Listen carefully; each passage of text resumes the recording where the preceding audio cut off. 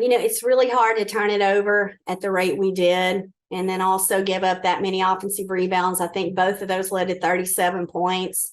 When you score 77, you expect to win, but I think it was the turnovers and second chance points that kind of took a toll in the end. Can't put somebody on the free throw line 36 times either. So I think those three categories, we obviously have to coach it better, have to do a better job of trying to get them to help figure this out.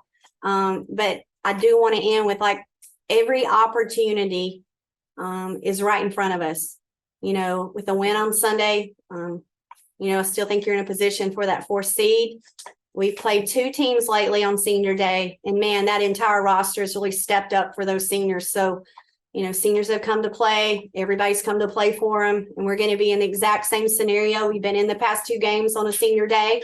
A really special group that means the world to this program, and hope we can go out the next 2 days and prepare and be better than we were today and take care of business at home. And we're right back to where we want to be and control our own destiny. Mason? Yeah, Coach. Besides the turnovers and the offensive rebounds, Florida shot 12 for 18 on free throws in the 4th quarter. Not even just the 4th quarter, but overall in the game, what did you kind of see from the foul call and the officiating? Was there something that you specifically noticed? Oh, no, it wasn't anything about the officiating. It was more about Alabama getting their defense set and being more in a ready position. We knew coming in that Florida had shot 10 less free throws than their opponents, which I believe was at 265 compared to 275. They're a really good team when they get to the free throw line. And we just consistently harped on it, would stop practice when we'd have a silly foul, tried to make the point the past 2 days that those things add up. And we've got to do a better job of defending without fouling and putting people in the bonus so early. So it was all about Bama and us understanding the importance of getting stops. And I didn't think our first group and our second group, we were struggling to find someone defensively that could really come in and keep the ball in front. I thought Jada had a much better game defensively, but we consistently put her in a position because we got beat on penetration and put her in a foul situation. But I was proud of her tonight. I thought she's really struggled lately. We've really challenged her to have 9 and 8 to set the blocks record in her short time at Bama, but we can't put her in that position so much in rim protection. And we bailed them out on some shots. Joe? Yeah, Coach, kind of going off that, you've talked in recent games and press conferences about how you want better play from that 4 and the 5 spot in your lineup. When you see that Florida had that 16-6 offensive rebounding advantage, just talk about maybe what you saw from them and what you saw from your team in the paint. Yeah, I thought it was a lot of help rotation. So when you help, you've got to box out, and often you have a big on you. We've got perimeter players that have got to help us clean up. All 5 have to rebound on the defensive end. And I just gave everybody a score sheet, which I haven't done.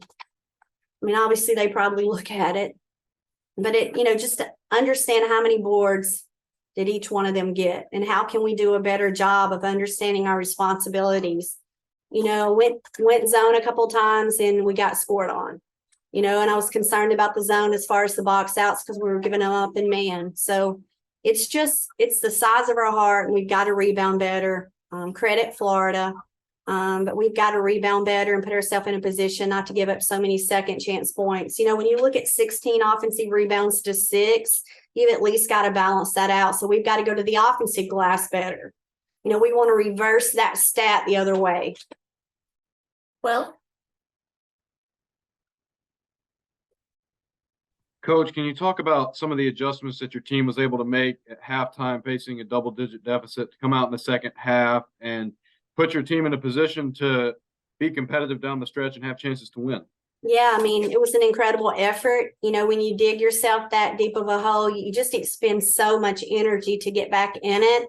And I thought you started to see it a little bit defensively, but I just told them what an incredible effort there. I think we outscored them 47-36 in the second half. So just an amazing effort. Just didn't have enough to finish. I thought we bailed them out and put them on the free throw line. I thought we missed a couple of opportunities offensively late there with under 2 minutes to go. But I can't say enough about the fight in this group and how hard they battled. Mason, Kind of similar to that question, Coach. Last game against Mississippi State, it was a slow, ineffective first 3 quarters. You guys came back strong in the fourth. This game, it was kind of a similar fashion with the first and second half difference.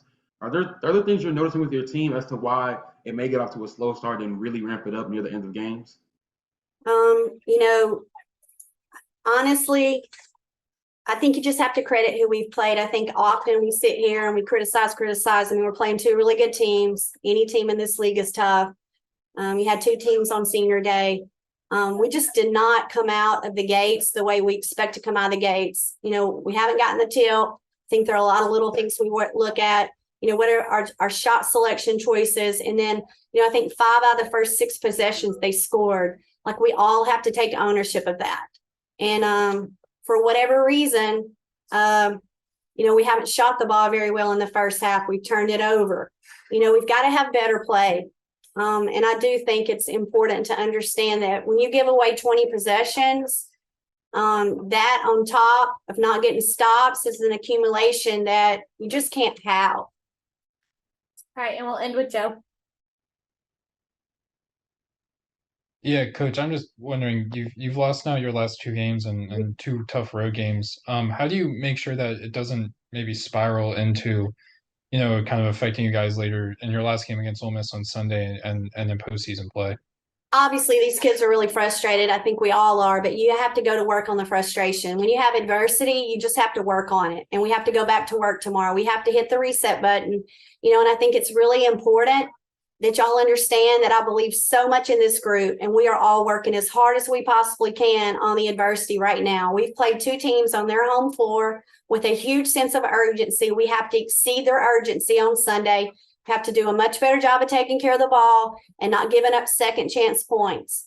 And, you know, we have to understand the urgency this time of year. Your best players have to play well. Your entire bench has to come in and give us something. So it's just going to be a collective effort from our kids. I think the negative right now, obviously, I just want to make sure that y'all understand we've just talked. We've just tried to teach. We've coached it and not allowed it.